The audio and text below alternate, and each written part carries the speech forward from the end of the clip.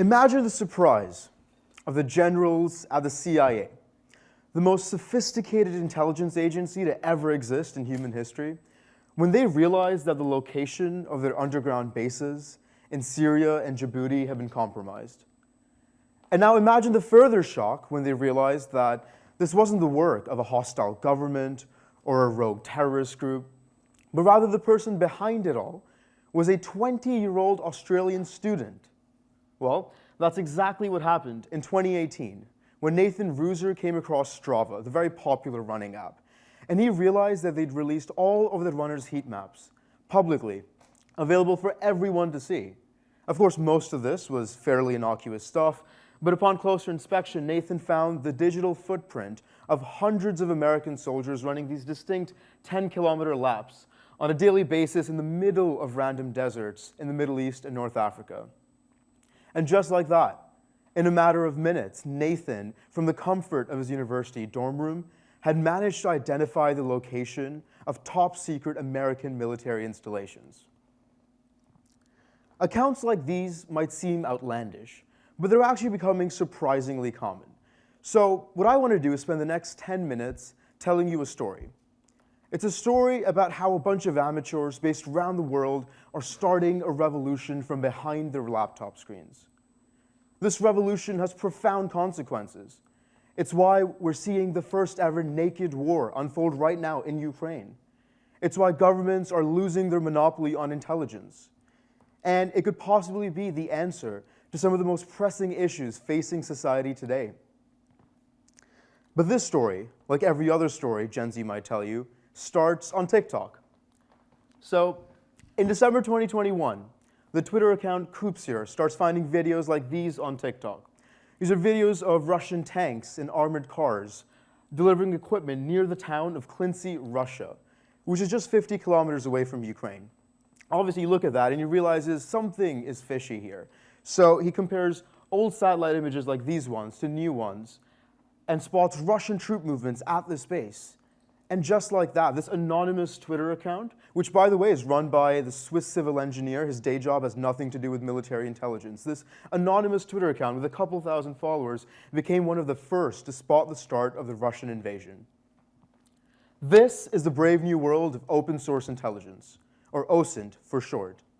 It's an emerging field where everyday citizens are using publicly available open source tools like satellite imagery, maritime tracking data, corporate registries, even TikTok videos, to uncover all sorts of gaps in government intelligence that were impossible just a decade ago. And on paper, these OSINT investigators often have little to no qualifications. Most have no background in military intelligence or any kind of special security clearance, so they're often entirely self-taught. So let me start off for a second here by giving you an idea of how some of these projects work. Right? So say you come across something intriguing on social media. It could be a TikTok, a picture posted on Reddit, a video on Twitter, and say you want to find out precisely where it was taken. So that's something we'd call geolocation. Well, first you might want to start off by looking at some contextual clues in the media. Are there shadows? If so, what direction are the shadows falling in? What kind of climate is it? What does the season look like? The answer to those questions will help you establish the rough latitude of where you are. Then ask yourself, is there anything special about the picture? The signs, if the signs are in Portuguese but the buildings look kind of European, then you're probably in Portugal. But if the buildings don't look European, you're probably in Brazil. Look around, are there any ships or trains? You could then use vessel tracking data to narrow down precisely where you are along that route. Remember, you can also cross-reference information like these satellite images. Look around for specific buildings and roads. And remember, crowdsourcing is at the heart of OSINT. So you might well try to get other analysts' ideas by engaging with them directly on one of hundreds of Discord communities and Telegram group chats dedicated to open source intelligence. And just like that, in an age of big data, cheap satellites, and limitless social media, some people are proving obsessive enough to scour the internet for obscure nuggets of intelligence, and these people are literally changing the world. These are people like Elliot Higgins, who founded Bellingcat, which is a coalition of 24 or so citizen journalists that make remarkable discoveries using just open source tools.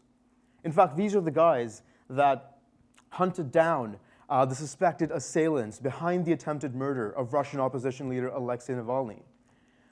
You might have heard of groups like Geo for Non-Pro, which is just a university project that identifies locations of weapons of mass destruction programs based around the world that the international community was completely unaware of. They've spotted biological weapon sites in North Korea, nuclear reactors in Syria, even missile test sites in Iran. So, all this talk about geospatial imaging, triangulating intelligence, satellite imagery, what does all of this mean for you? And what does this mean for the world at large? Well, I want to point your attention to three specific things, three specific changes that the OSINT revolution is bringing on. First, the fog of war. This idea that we've had for centuries, that war is always enveloped in the thick veil of uncertainty. The fog of war is now a thing of the past. What we're seeing unfold in front of us right now in Ukraine is what I like to call the first ever naked war. A war where the smallest troop movements in and out of the country can be scrutinized to the most excruciating detail.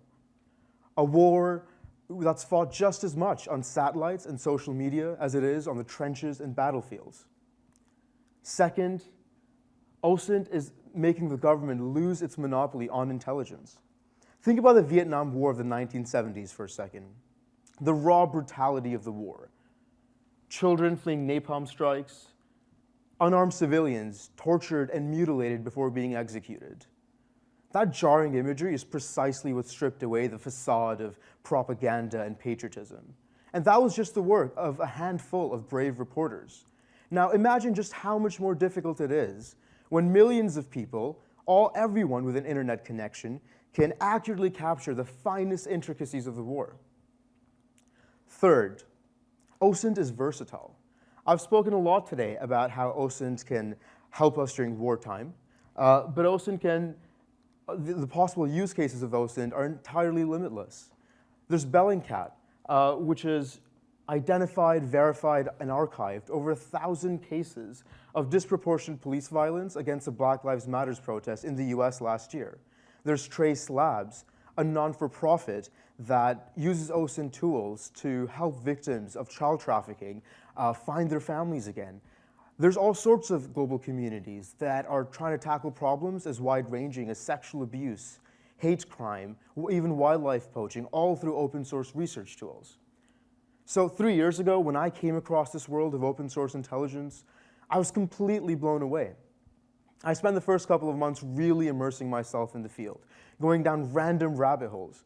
Some nights I'd be learning to study the shareholder list of a Jordanian energy giant.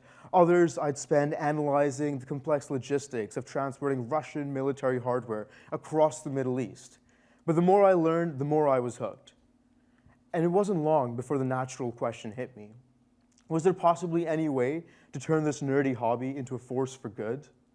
After all, there existed this entire lucrative market of corporate intelligence that used these same OSINT tools to serve the needs of big Fortune 500 companies, of big banks.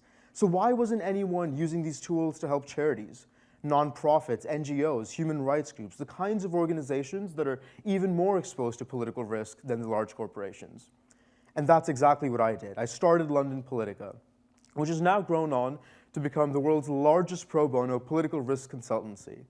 With over 200 analysts and associates based in 25 countries, we're essentially a bunch of really talented young researchers and consultants coming together from around the world to advise the social impact sector completely for free. And despite being just a bunch of kids, we've really used OSINT to democratize access to the political risk landscape.